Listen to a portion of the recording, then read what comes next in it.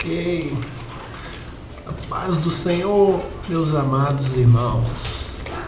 Um grande prazer nessa noite de sexta-feira. Vamos deixar a nossa palavra, Livro de Tiago, capítulo 3, e fala unicamente da nossa língua, Então foi um vídeo que eu quis produzir, e explicar um pouco o motivo do nosso falar, do nosso viver, com palavras, sim, como isso que nós devemos falar, mas falar com sabedoria. E o livro de Tiago, ele cita apenas essa questão do nosso falar, o poder da língua, um órgão pequeno que às vezes pode causar grandes destruições, como ele citou em alguns exemplos. O Tiago deixa um exemplo claro, que é a questão de talvez hoje um quimba de cigarro. Se você jogar numa mata, daqui a pouco ele se incendeia e põe fogo em tudo, ninguém controla nada.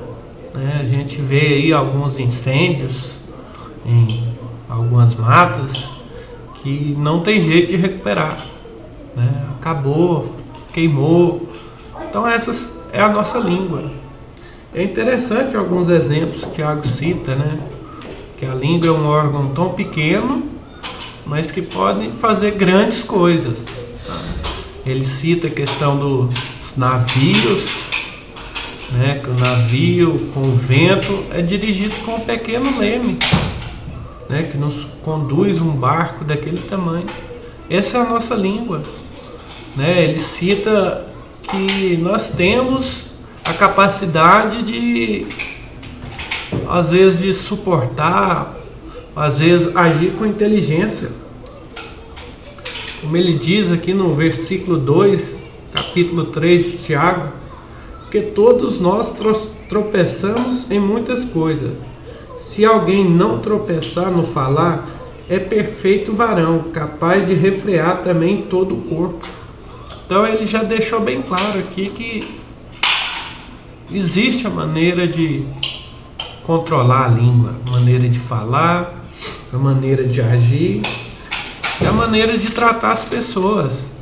Sejam as pessoas de forma diferente, de outros credos religiosos, ou às vezes nem sendo.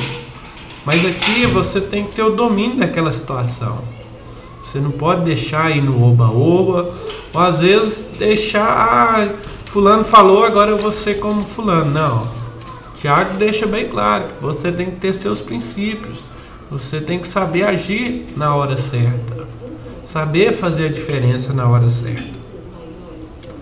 E uma coisa que chamou a atenção também, que Tiago fala também, humildade, sabedoria, Quem entre vós é sábio, capítulo 13, quem entre vós é sábio e inteligente, mostre mansidão de sabedoria, mediante consigo proceder às suas obras.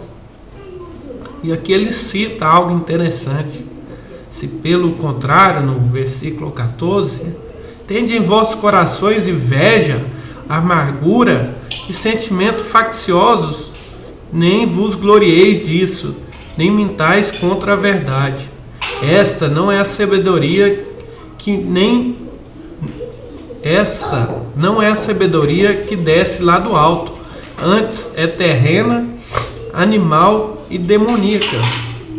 Ele cita aqui algo interessante, as coisas carnais, às vezes as coisas que a gente visualiza, que às vezes quer fazer por um motivo ou outro, mas ele já deixa bem claro, esta não é a sabedoria que desce lá do alto, mas é uma terrena. No versículo 16, pois onde há inveja e sentimento faccioso, aí há confusão e toda espécie de coisas ruins. A sabedoria, porém, lá do alto é primeiramente pura, depois pacífica, indulgente, intratável, plena de misericórdia e de bons frutos, imparcial e sem fingimentos. Ora, é uma paz que semeia o fruto da justiça para os que promovem a paz.